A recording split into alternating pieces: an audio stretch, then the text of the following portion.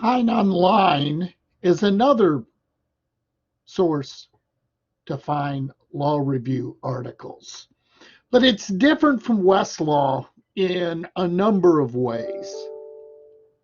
First of all, it is a database that's basic philosophy was to take and scan in all of the issues of a law review from volume one and go forward to the modern era, to the last issue they receive.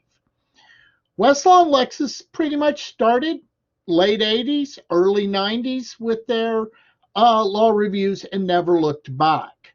So if you're doing legal research or you're just trying to go back and follow the law through a period, or just go back and find an old law review article that some case has cited and your boss wants to see it because everything in the case you're relying on that is cited, you should probably look at it just to see if even the case understood what was going on in that particular footnote. Another thing is it is built on PDFs of the actual journal. So that changes the way the searching is. When they started HeinOnline, they started basically with the philosophy that if we get 95% of the scanning right, it should work for searching, and then we're going to display the issue, and that should work out. They've gotten better than that, but nonetheless, you still will find glitches in the scanning that are in there. But nonetheless, it's a very powerful database of journals. It has more international journals. That's a plus and a minus. Generally, I will find in my searches a lot more Russian law in English than I really want for that particular search. So that's one of the minuses. But the fact is you're digging into a bigger database of law reviews. Now, HeinOnline, I mentioned it as if it was all journals. It is not. It's got all kinds of things in it. But it was built on the Law Journal Library. You're going to hear more about other things like the Survey of State Laws and the Session Laws Library and things like the congressional documents, the serial sets, legislative history, and other things as we go along. But here I'm going to take you to Law Journal Library. It's broken down. This is the biggest one. You can also just search ABA journals, core US journals, criminal justice, international journals, and most cited. I'm just going to dive in to this and see the search interface. And you can see it lays out what's going on. It's got its alphabetical here. You can limit your journals. If you're interested only in Kentucky journals, you can click this state one and find Kentucky, but let's just start out with this. So let's see. Okay, I'm going to try vaccine regulation again.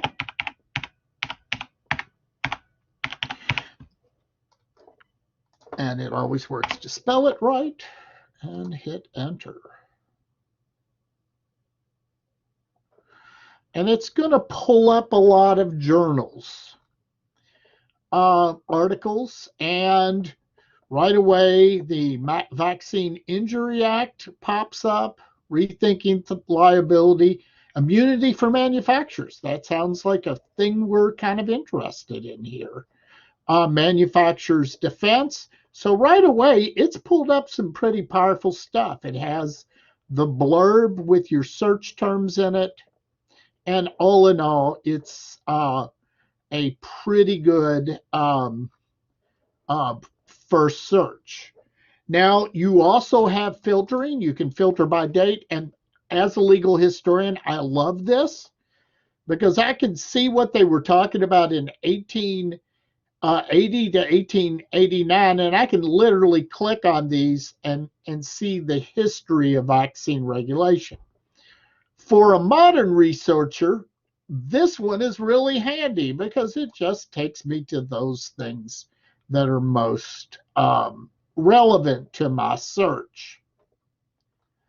Um, if I'm looking at a modern era, and I can always play around with that. Maybe I just want to go back to 2001, and I can do that from there and hit go, and it'll redraw my search again. So there's some ways you can play around with that.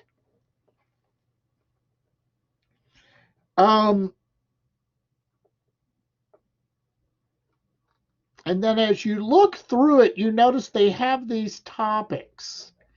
And if any of them looks useful, you can just click on them and your search will take you to those topics.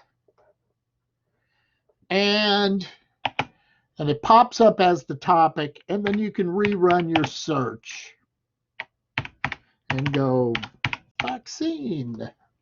And again, I'm double aim for some reason.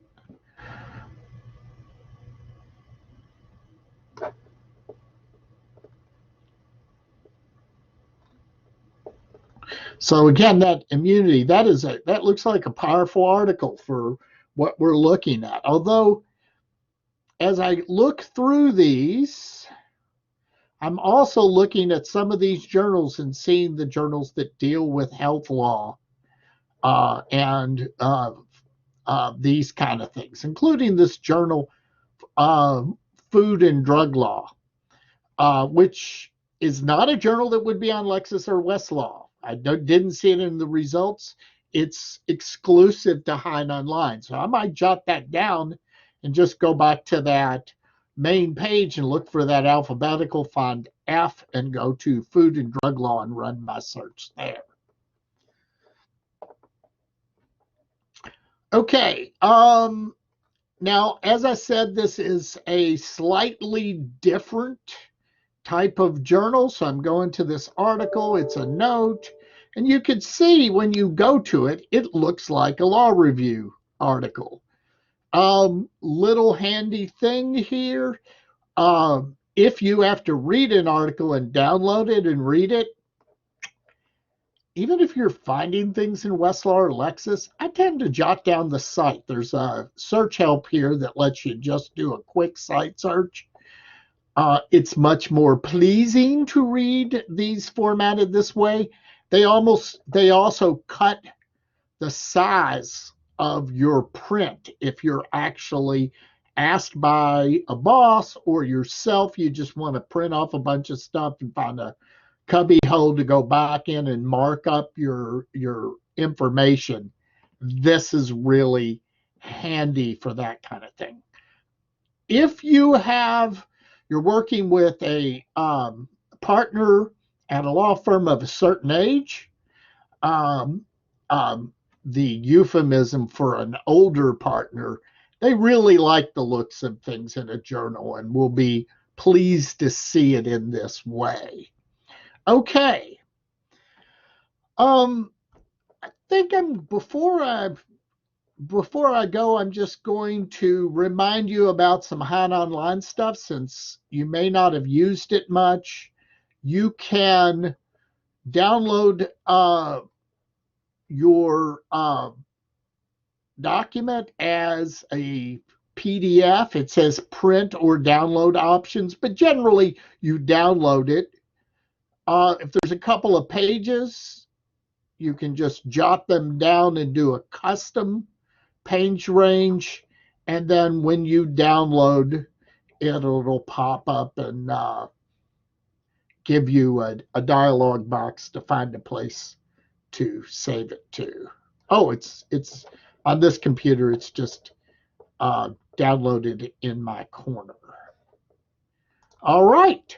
So that's the end of the discussion of finding law reviews and other secondary sources. A thorough literature search should look at both Lexis and or Westlaw. In the real world, you will only have access to one.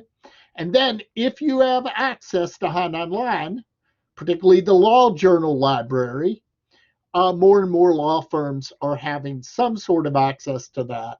But that's the kind of thing you could always come down to your uh, local law library, both in Lexington, UK has it, and in Chase, I mean, in Northern Kentucky, Chase has it across the river. University of Cincinnati has it. So it's pretty ubiquitous. If you go to a law school to get to HeinOnline and download these articles and go back deeper in your research. So use that. And all of these things, there's some things to think about. Uh, Starting off with a more general search and using filtering all along, jotting down keywords and journal titles and those topics you can click on that you may want to go back and refine your searches. And another thing that doesn't get talked about enough is you should probably, in your research, read those snippets and maybe even pull up the articles and read some more of them and see if they're helping you as you get through. You may find that you get all of the keywords and all of the other things you need just by um, go just by reading and researching, and then you'll be able to, without downloading any articles and going through them, be ready to move on and query your case law and statutory and regulatory databases. All right, good luck searching.